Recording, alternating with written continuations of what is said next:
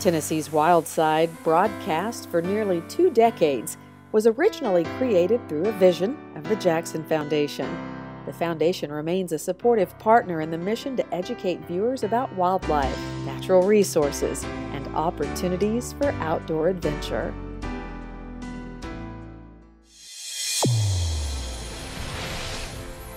Tennessee's Wild Side is produced in association with Rockwater TV.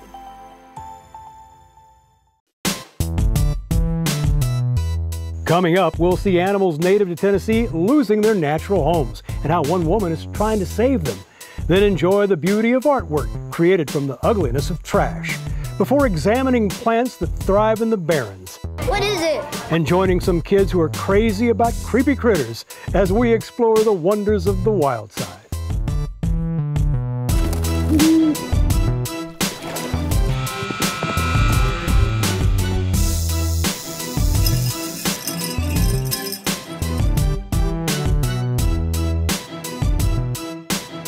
It's not just animals in the woods feeling the pressure of progress. It's well documented that microplastics are spreading throughout our rivers and oceans. So a group in Oregon wants to bring attention to the problem by building sculptures from plastic that washes ashore. They are taking exhibits across the country, making stops in places like the Tennessee Aquarium in Chattanooga.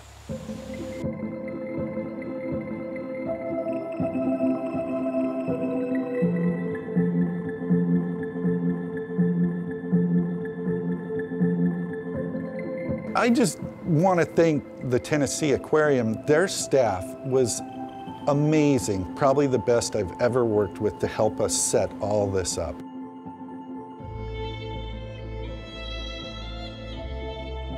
Well, Washed Ashore is bringing ocean conservation through art to Tennessee Aquarium. 86 sculptures strong in our history, and we've collected over 35 tons of debris through a lot of volunteer help from the beaches of Oregon. When you first see the sculptures, you are kind of drawn in by the colorful, whimsical creatures and how amazing the sculptures really are, the works of art.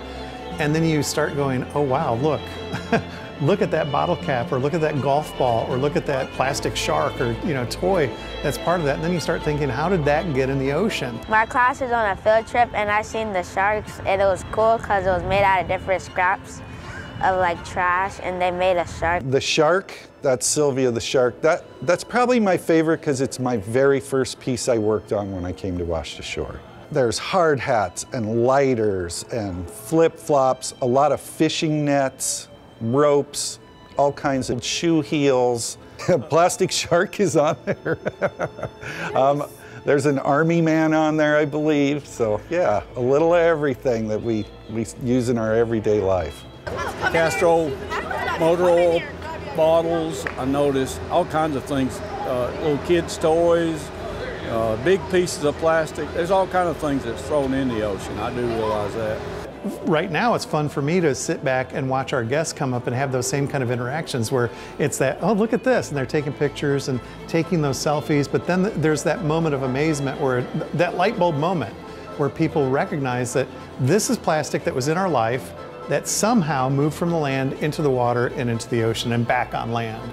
We build these sculptures that are sometimes 18 feet long, 9 feet tall. But this one is way more powerful than that to us because this is made up of plastic that animals have actually eaten. So it's called a fish bite fish because of the bottles that have been floating. A lot of fish and birds recognize it as food. So that these all have little nibbles out of them. This entire piece is made up from animals trying to eat it and digest it. And a lot of times that gets collected in their stomachs, they can't pass it, and they die from it. So this is one of the most powerful pieces we make. It's not right, and it's not cool, because it'll hurt the fishes. I wish it would change people. The ocean has enough. I mean, that's bad. Well, we're trying to survive out here in the world, and the fish are trying to survive in their environment. They have no place to go. So if we don't try and help take care of them, they're in trouble. So what we're trying to do with visitors here at the Tennessee Aquarium is give them an experience that takes them from the mountains to the sea, following freshwater as it touches all life. And without it, all life vanishes. And plastic really has become the emerging environmental threat to our drinking water supply and fresh water. The river's really bringing a lot of the plastic to the sea, and so that's why we're excited to be here. Tennessee Aquarium's leading in the conservation and the understanding of microplastics in river systems, and obviously all those rivers lead to the oceans. A lot of the research in the past has been focused on marine environments and the garbage gyres that people are familiar with in the Pacific Ocean, the fact that there's entanglements and marine creatures that are ingesting this plastic, but most of the plastic is coming from the land and entering the oceans. And so now people are starting to turn their focus back on rivers, lakes, and streams as the beginning of the pipeline of plastic that eventually ends up in the oceans. For me, it's more of the things that we see over and over and over that I really get frustrated around, like water bottles. That's the most of the items we get are water bottles and the caps on the water bottles. From our volunteers picking up the trash on the beach to helping us create them, to the volunteers at our venues who are engaging the guests, it really is a collective effort to make that impact, or it would be easy to lose hope. And so what we wanted to do is create a work of art of our own. So we chose the Southern Appalachian brook trout, which is Tennessee's only native trout. It's a gorgeous fish.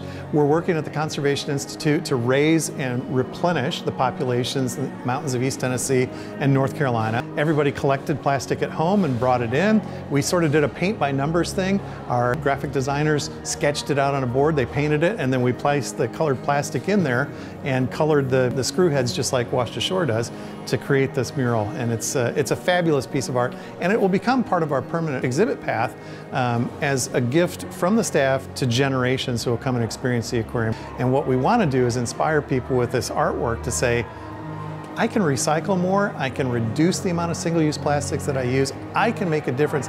I'm empowered to help the health of the river, which is helping not only the drinking water supply, but it's helping all of those animals that live in the Tennessee River and everything downstream like the sea creatures.